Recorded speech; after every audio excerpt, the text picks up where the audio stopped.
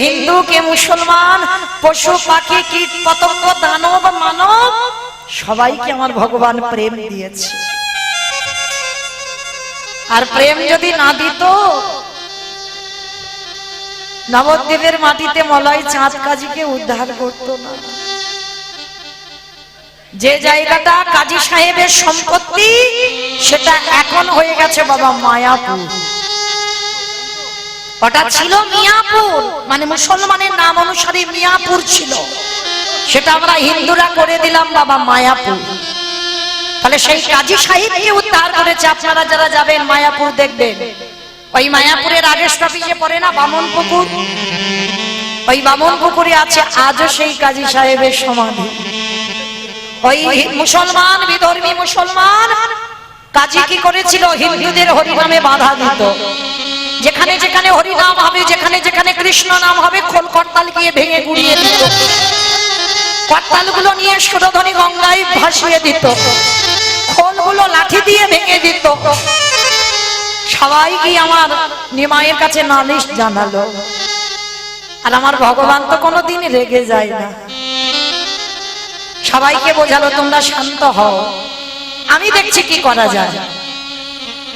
পরের দিন কাজী সাহেব ঘুমিয়ে আছে বাবা, আর ভগবান কি করেছিল জানো, দেহটা মানুষ আর মুখটা পশু। বলো তো কোন ঠাকুর, দেহটা মানুষ আর মুখটা পশু?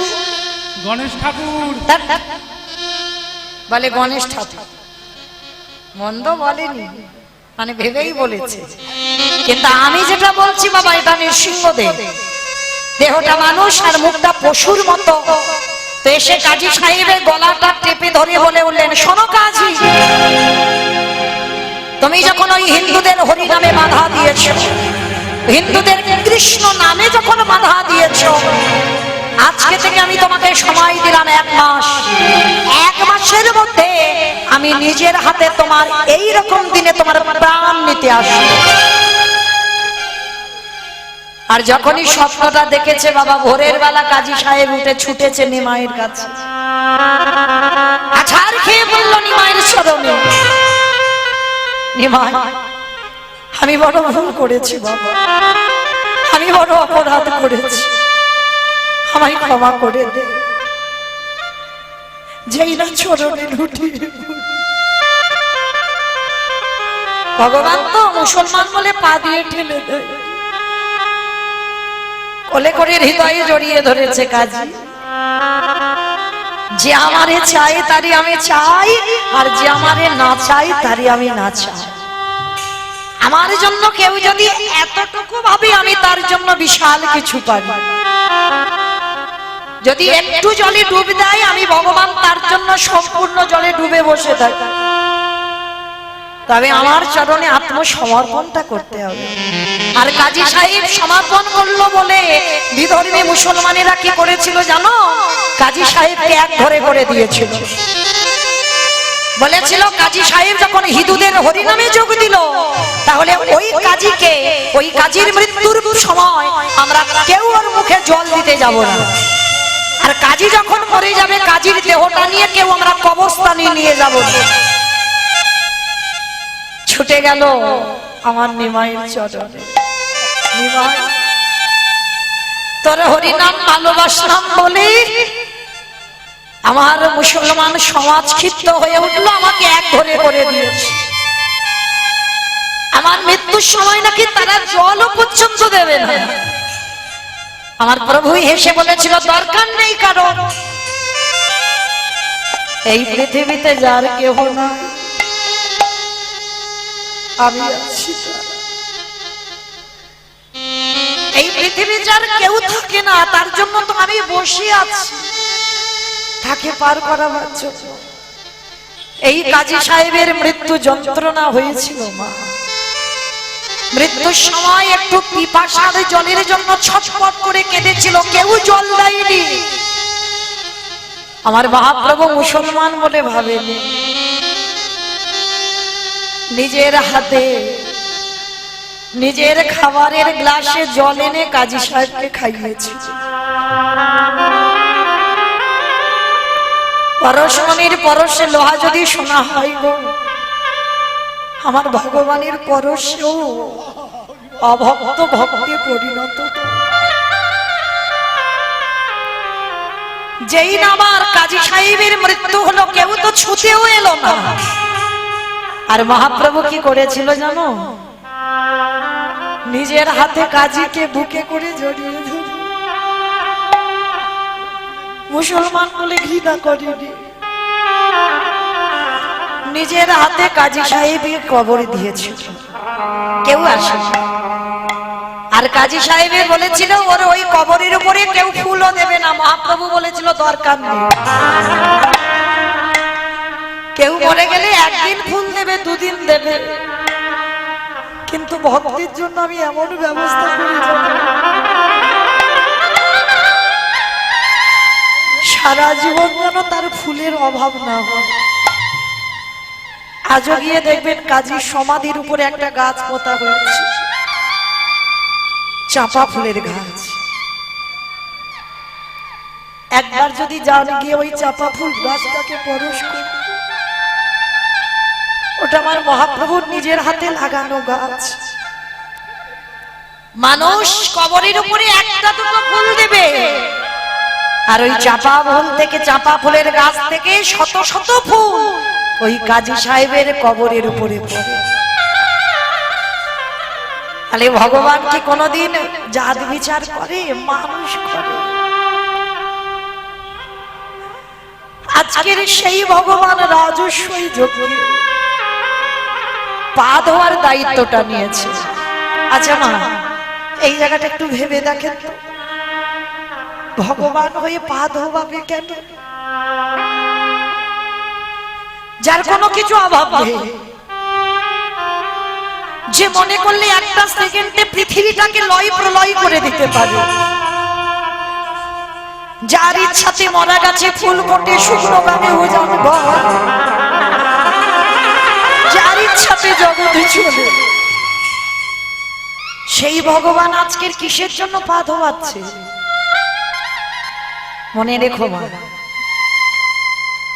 নিজে আচরি ধর্ম জীবেরই শিকার।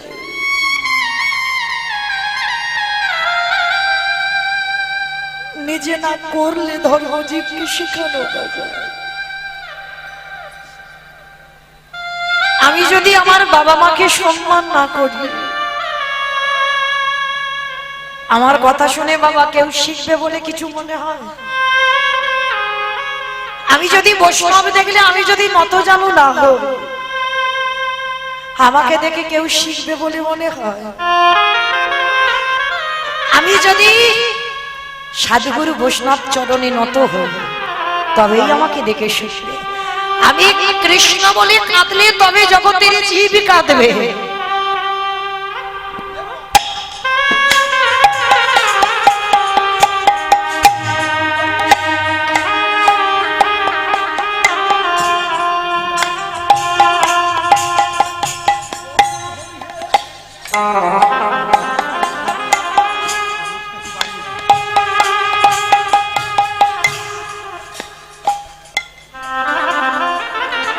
যারা শিক্ষার জায়গায় দাঁড়ায় বাবা, তাদের হৃদয়ে যদি প্রেম না থাকে, তাদের হৃদয়ে যদি ভক্তি না থাকে, তাহলে তাদেরকে দেখে শিক্ষা হবে বলে মনে হয়? তাকে আগে নিজের আচরণ ঠিক করতে হবে। তাই তো আমার ব্রজেন্দ্র নন্দন কৃষ্ণ, বিশ্বের স্রষ্টা মালিক ভগবান, রাজস্বী যজ্ঞের দরজায় দাঁড়িয়েছে। যারা যারা আসছে ছোট বড় বিচার করছে না, সবার পা ধোয়াচ্ছে। কেন? আপনাদের আমাদের শিক্ষা দিলে। ওরে কলিরিজি, তোদের ঘরেও যদি গুরুজনেরা আসে, সবার প্রথমে পা ধোবার ব্যবস্থাটা করিস। কি মায়েরা করেন আপনারা? বাড়িতে যখন গুরুজন আসে, সবার প্রথমে পা ধোমান। সে বালাই উঠে গেছে মা, আগেকার দিনে ছিল গো নিয়মগুলো। তবু যদি এই হতভাগিনীর কথা কারণ মনে থাকে, চেষ্টা করবে। বাড়িতে যদি সাধুগুরু বৈষ্ণব আসে, বাড়িতে যদি বছর অন্তর গুরুদেব আসে, সবার আগে আমাদের মনুষ্য জীবনে কর্তব্য নিজের হাতে তাদের চরণ যুগল আগে ধৌত করে দাও। আর সাধুগুরু বৈষ্ণব যদি নাও পাও, যে যার ঘরের বাবা মা তো আছে, যে যার ঘরের শ্বশুর শাশুড়ি তো আছে, চরণ ধরে বলে যাই মা, আমি রোজ রোজ বলছি না, চেষ্টা করো ওই মূল্যবান দুটো চরণ যদি হারিয়ে যায় না, আর কোনোদিন পাবে না। ওই জন্য যাদের আছে একটু আঁকলে রেখে দিও। এই মূল্যবান চরণ কেন বললাম আমি বলছি না, ভগবান কৃষ্ণ ভাগবতে বলছে। সুদামাকে বলেছিল না, সুদামা সবার আগে বড় গুরু হলো যে যার ঘরের বাবা মা, তারপরে গুরু হলো শিক্ষা গুরু, দীক্ষা গুরু, তারপরে গুরু হলাম আমি ভগবান। কই ভগবান তো কোনোদিন বলেনি সবার আগে আমি বড় গুরু। যে বড় হয় সে কোনোদিন বলে না আমি বড়। লোকে যদি তোমায় বড় বলে সম্মান করে তবে, আর বড় যদি হতে চাও সবার আগে ভক্তির চরণ তলে লুটিয়ে যাও।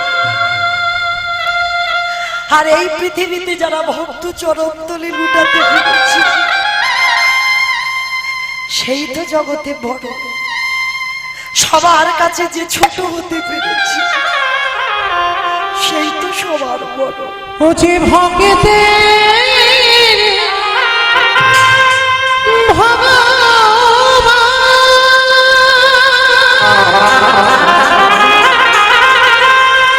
ও যে ভক্ত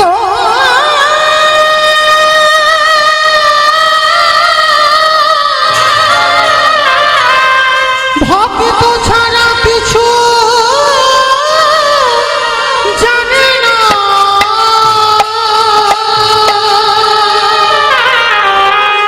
তাই তো যুগে যুগে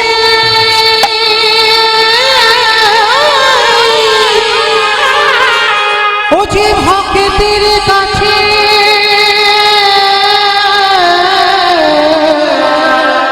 কাছে ছুটে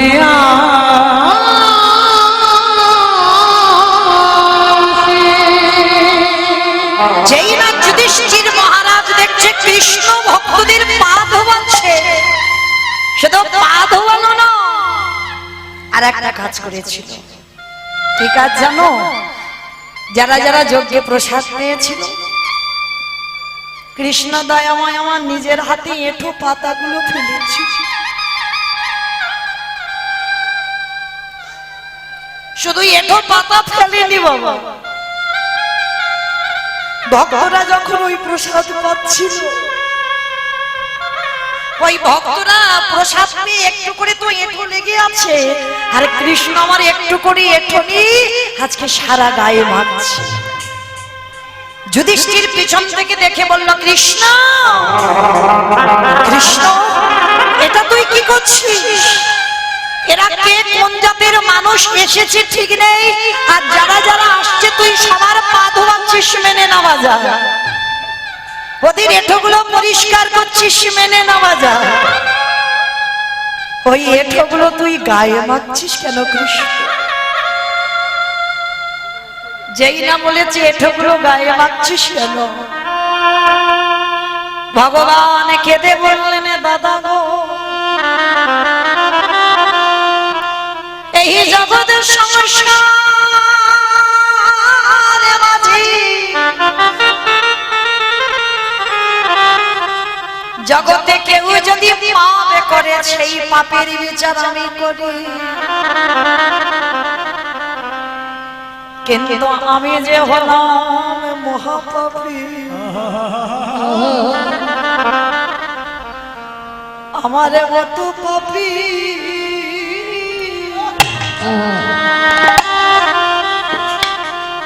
জগতে কেউ, আমি যে সকলে জীবে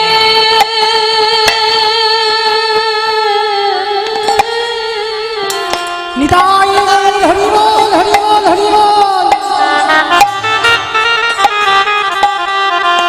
আমি যে সকলে যে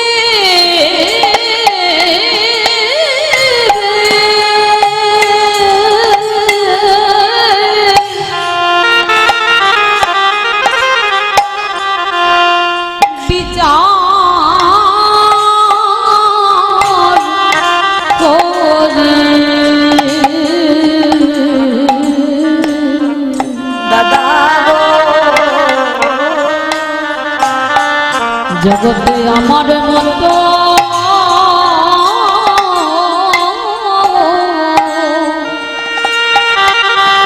নানা পাপী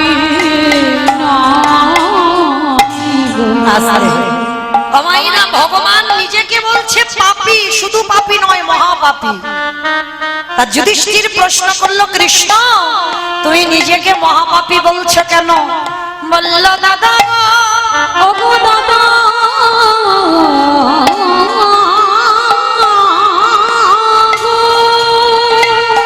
এই জগতের সংসার মাঝে, এই জগতের সংসার মাঝে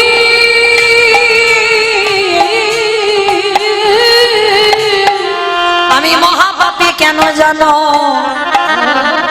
পাপটা তো আমি এই দাপরেতে করিনি, করেছিলাম ত্রেতা যুগে রাম অবতারে। আর রাম অবতারে কি পাপ করেছি? নিজের হাতে রাবণকে হত্যা করেছিলাম। আর রাবণকে হত্যা করে বাবা আমার রঘুপতি রামচন্দ্রের না মাথা থেকে পা পর্যন্ত সব পাপী হয়ে গেল। আর সেই পাপ কবে ধুলো না যুধিষ্ঠির রাজস্বয় যজ্ঞে। কি মাইরা তাহলে রাবণকে মেরে রামচন্দ্রের পাপ হলো, সেই পাপটা কৃষ্ণ অবতারে ধৌত করলো। আর যার জন্য যুধিষ্ঠির যজ্ঞে যত যত ভক্তরা দাঁড়িয়ে আছে বাবা, প্রত্যেকে নিজের হাতে চরণ ধোয়াচ্ছে, নিজের হাতে এঁঠো পরিষ্কার করছে, নিজের হাতে ভক্তদের এঁঠো মাখছে। আজকে লক্ষ্য করে দেখেন সবাই দাঁড়িয়ে আছে, কৃষ্ণ পা ধোবার ব্যবস্থা করেছেন। অগ্নিদেব, পবনদেব, বরুণদেব, ইন্দ্র, ইন্দ্রাণী, ব্রহ্মা, সাবিত্রী, শিব, দুর্গা সব পরপর দাঁড়িয়ে আছে। আর প্রত্যেকের পা ধোয়াই কৃষ্ণ যজ্ঞের ভিতরে ঢুকিয়ে নেয়। এমন সময় জগজ্জননী মা দুর্গা বাবা ভোলানাথকে ডাকছে, প্রাণনাথ, ও প্রাণনাথ, এদিকে সেদিকে এসো। এবার তো কৃষ্ণ আমাদের পা ধোয়াবে, চলো পা দুটো ধুইয়ে নিয়ে। কথাটা শুনে আমার ভগবান একটু মুচকি হেসে বলছে, ভোলানাথ হেসে বলছে, পার্বতী তোমার কি মাথা খারাপ? কৃষ্ণ পা ধোয়াবি আর আমার পা দুটো বাড়িয়ে দেব? শোনো, তোমার যদি এত ধোয়াবার ইচ্ছে হয় তো তুমি লাইনে দাঁড়াও, কিন্তু আমার পা কৃষ্ণ কোনো মতেই আমায় ধোয়াতে পারবে না। আর এই কথা বলে ভোলানাথ লাইন থেকে বেলাইনে চলে গেছে। আর আড়ালে গিয়ে বাবা কৃষ্ণ তো নিচু হয়ে পা ধোয়াচ্ছে, আর আড়ালে গিয়ে ভোলানাথ কি করেছে জানো? যিনি ত্রিলোকের বড় বৈষ্ণব, কোন সাজা টাজা নয়, সেই বৈষ্ণব আমার কৃষ্ণের চোখে ধুলো দেবে বলে আড়ালে গিয়ে বাবা দুম করে একটা কুকুর হয়ে। কেন? কুকুর হলো বাবা সব থেকে প্রভু ভক্ত। আর যেই না কুকুর হয়েছে, এক পা দুপা করে পিছন থেকে আসছে, কৃষ্ণের পায়ের ফাঁক দিয়ে গলে চলে যাবে। এইবার এক পা দুপা করে এসে বাবা যেই না দেখেছে কৃষ্ণ তো নিচু হয়ে আছে, আর পায়ের মাঝখানটা ফাঁকা মতো দেখেছে, আর ভোলানাথ কুকুর রূপটা ধারণ করে সবে মাত্র মাথাটাকে, আর যেই না মাথাটা দেবা একেবারে দুটো হাঁটু নিয়ে কৃষ্ণ কুকুরের কানের কাছে চেপে। এইবার দেখ কেমন লাগে। আর যেই না কানের কাছে চেপে দিয়েছে, মা কুকুর আর কিছু করতে পারবে? শুধু ঘ্যাও ঘ্যাও করছে, ছটফট করছে, আর বারবার বলছে, কৃষ্ণ ছেড়ে দে, কৃষ্ণ ছেড়ে দে, কৃষ্ণ ছেড়ে। বলে ছাড়বো বলে ধরি না। হে বৈষ্ণব বৈষ্ণব, হে বৈষ্ণব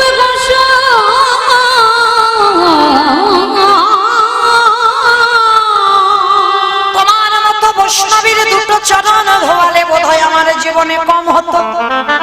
তাই তো কৃপা করে করুণা করে আমার জন্য তুমি আরো এক্সট্রা দুটো জুড়িয়ে দিয়েছো। আমার বুঝতে পেরেছো? মানে শিব ঠাকুরের কটা পা?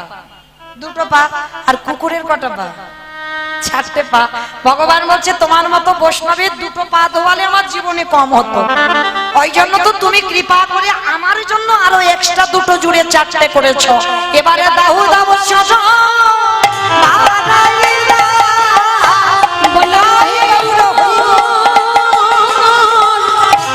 বৈষ্ণবে গোসাই দাও দাও চরণ বাড়াই দাও। বলি আরে তো চরণ ছাড়িব না রে।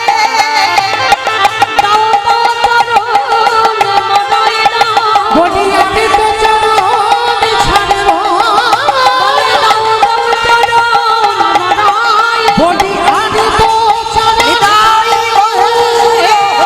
বৈষ্ণবে বলি আমি তো চরণ ছাড়ব না হে। হে আমার বৈষ্ণবে গোসাই দাও দাও চরণ বাড়াই আস্তে। দাও। এইবার কি করেছে বাবা, মোটা দড়ি নিয়ে কুকুরটাকে আষ্টে পিষ্টে বেঁধেছে। আর কুকুরকে বাঁধলে কি হবে, চারটে পা শুধু ছটফট করছে। এইবার ভগবান কি করেছে বাবা, মোটা দড়ি নিয়ে কুকুরের চারটে পা বেঁধে দিয়েছে। অমাইরা কুকুরের পা বেঁধে দিলে আর কুকুর কিছু করতে পারবে? পারবে না তো। আর যেই না কুকুরের চারটে পা বেঁধে দিল, এইবারে ভগবান কি করে জানো, সবার পা ধোয়াচ্ছে বাবা ঘটিতে করে জল দিয়ে। আর এই কুকুরের বেলা কি করেছে জানো, ভগবান পর্যন্ত বৈষ্ণবকে কোন জায়গা দিয়েছে দেখো। আর আমাদের মতো পাপিষ্ঠরা বৈষ্ণবদের পিছনে খুদ ধরে ধরে বেড়ায়, তাই না? কিন্তু মায়েরা খবরদার, পৃথিবীতে সবার কাছে তুমি অপরাধ করো, এমনকি ভগবান বলছে আমার কাছে অপরাধ করো আমি ক্ষমা করে দেব। কিন্তু পৃথিবীতে যদি কেউ বৈষ্ণব চরণে অপরাধ করে, সেই পাপীকে ওই চপল গোপালের মতো দুর্দশা হবে। যে সংসারের জন্য হার খাটুনি খাটলো, ওই বৈষ্ণব অপরাধে কি হলো, কুষ্ঠ ব্যাধি হলো। আর সেই কুষ্ঠ ব্যাধি হতে নিস্তারিণী স্ত্রী লাথি মেরে ঘর থেকে বের করে দিল। তাহলে মা, এই পৃথিবীতে যেন কেউ এই রকম না হয়, কেউ যেন বৈষ্ণব চরণে অপরাধ করো না।